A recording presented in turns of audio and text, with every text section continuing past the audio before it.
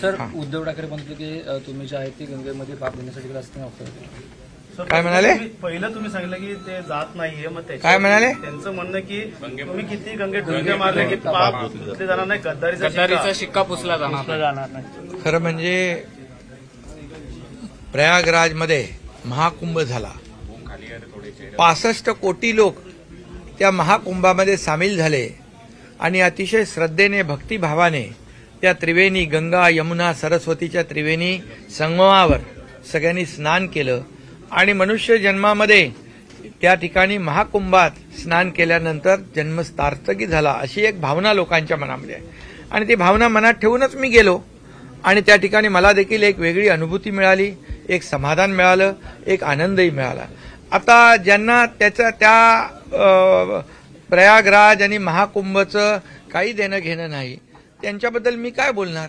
आणि एवढंच मी सांगतो की आम्ही जे बाळासाहेबांचे विचार, बाळासाहेबांची शिवसेना आणि बाळासाहेबांचा धनुष्यबाण याबरोबर ज्यांनी बेईमानी केली, जे पाप केलं ते पाप धुण्यासाठी मी गेलो तिकडं असं म्हटलं पाहिजे त्यांनी. आणि म्हणून त्यांनी पाप केलं, बाळासाहेबांचे विचार गहाण ठेवण्याचं, गहाण टाकण्याचं, बाळासाहेबांचे विचार सोडण्याचं, धनुष्यबाण गहाण टाकण्याचं पाप केलं, शिवसैनिकांचं खच्चीकरण करण्याचं पाप केलं. ते पाप धुवायला मी तिथे गेलो. आता काय बोला. आणि ते पाप लपवायला लंडनमध्ये जातात. आता बोला. गंगेला पण बदनाम केलं की काय? गंगेला बदनाम, महाकुंभाला बदनाम यांनी केलं. चांगल्या चांगल्या ज्या गोष्टी आहेत त्यांना आवडत नाहीत. जिथं चांगलं होतंय तिथं त्यांना पोटदुखी सुरू होते, त्या पोटसूळ उठतो, चांगलं करायला येत नाही, चांगलं बघवत नाही. त्यामुळे आम्हाला गद्दार म्हणता. मग या महाराष्ट्रातल्या जनतेने शिवसेनेचे 60 आमदार निवडून दिले. त्या जनतेला काय, तुम्ही जनतेला दोष देता? ही जनता तुम्हाला विधानसभेत तुमची जागा दाखवलेली आहे. आता येणाऱ्या पुढच्या निवडणुकीत तुमचा पार सुपडा साफ करेल. ठाण्यातला पहिला दौरा आहे उद्धव ठाकरे ठाण्यामध्ये दौरा करणार आहे. अरे विधानसभेच्या अगोदर पण केला, लोकसभेच्या अगोदर पण ठाण्यात केला. ठाणे हा शिवसेनेचा, बाळासाहेबांचा बालेकिल्ला आहे. त्यामुळे ठाण्यातला लोकसभेचा खासदार पण शिवसेनेचा आला. ठाण्यात सगळे शिवसेनेचे महायुतीचेच आमदार निवडून आले.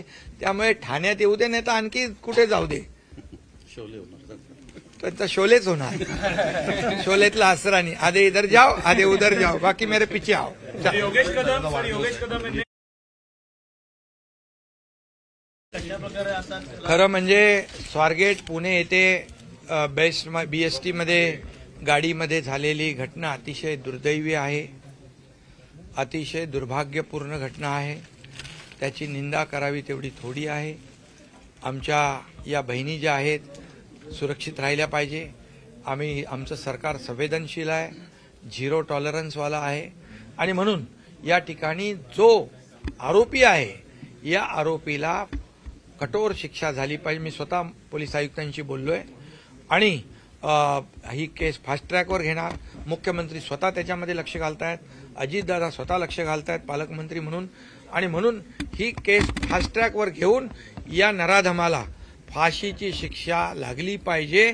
पुढे कोणीही अशा प्रकारच्या आमच्या लाडक्या बहिणींवर अत्याचार करायला हिंमत करता कामा नये. अशा प्रकारचं काम आमचं सरकार करेल.